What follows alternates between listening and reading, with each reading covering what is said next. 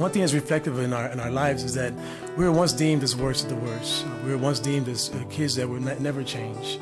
We were given some very extreme consequences for some very serious offenses. My name is Sarah Cruzon. I'm from California. I was given a life without the possibility of parole sentence plus 4 years in 1994. I was convicted of first-degree murder. My name is Mario Taylor. I was 15 years old when I was arrested for first-degree murder with the use of a deadly weapon, and I pled to a second-degree murder, which ended up giving me 2 10 to 45 year sentences. And at the time, it was 1996. I was in the 9th grade, and just imagine a kid being told in months that you have 90 years. I was charged with first-degree murder when I was 16 years old. At the age of 14 years old, I was locked up and charged for first-degree murder with the use of a deadly weapon. That was in 1998. In the end of 1999, close to 2000, I was found guilty of first-degree murder with the use of a deadly weapon and sentenced to 40 years to life. The 2 years that I was in the Clark County Detention Center, I never seen my mom. She never played a major role in my life, even before being incarcerated. It's an honor to be able to be here, to be able to talk to you guys and to let you know a little bit about my story, and also possibly put a human face to these young children that are sentenced as adults. I was sentenced at the age of 16. Prior to that, I had goals. I had a 4.0 GPA. I wrote a book about drugs and its effects. I had aspirations to be a pediatric surgeon. Even though I was raised in a impoverished neighborhood with a single-parent mother who was addicted to drugs, the abuse that I endured didn't really take effect until I was a little bit older. But for a 9-year-old child who has to endure the abuse from a mother, they're not able to comprehend what's happening to them, let alone be able to express the issues. So from 9, 10, 11, 12, 13, 14, 15, 16, the traumas that I experienced were some that I can't even talk about some of them. I think for the most part, it's because I was driven for the most basic and fundamental human needs, and those needs were for love and acceptance, a sense of safety. And I think, unfortunately, at that age, I saw it in the streets. And when I thought that I found it, I made some very horrible decisions. And most importantly, I ended up making a very tragic mistake. I was responsible for the loss of another life. I played a role in what was the unfortunate demise of another youth, and not only that, but also a community and a family that to this very day suffers. I felt kind of hopeless, but I also took full responsibility for my actions in the crime. I explained to everyone, I returned myself in. I considered myself at 15 doing the right thing for that, in hopes that I could give the family some type of justice, knowing that what I did was absolutely wrong. His name was Christopher Beaver. I walk with him every day. His mother actually forgave me, and I'm like truly grateful for that. And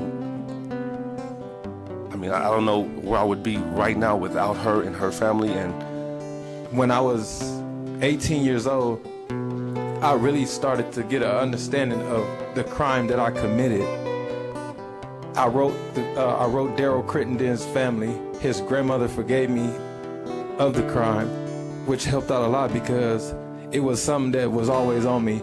And when it helped, when she forgave me for the crime, I decided before she even forgave me, I decided to live my life the way I could, however I could live my life to let him live through me.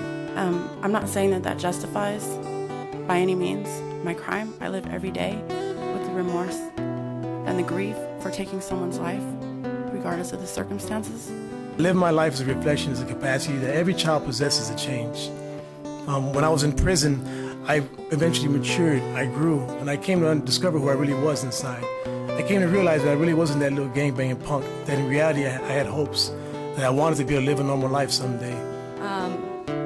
In 15 years I did in prison, I went to school, got my high school diploma, got my GED, got a college degree, started programs, went through intense and extensive mental health programs to try to figure out what behavior led me there, fix those problems, and become a better person. While incarcerated, I got my associates as well in general studies. Graduated with 3.8 GPA. I immersed myself in every self-help opportunity. I pretty much mentored the youth while I was there. I was pretty much like the ideal inmate while I was incarcerated, and I realized that, well, if I can do that here, well, why can't I take that same thing, and if I get this opportunity to go home? I've been out of prison for 2 months. I got a job, a house, and a car. I just opened my first bank account. I graduated to Hope for Prisoners.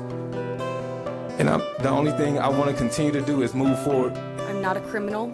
I was charged with a crime, but I'm not a criminal.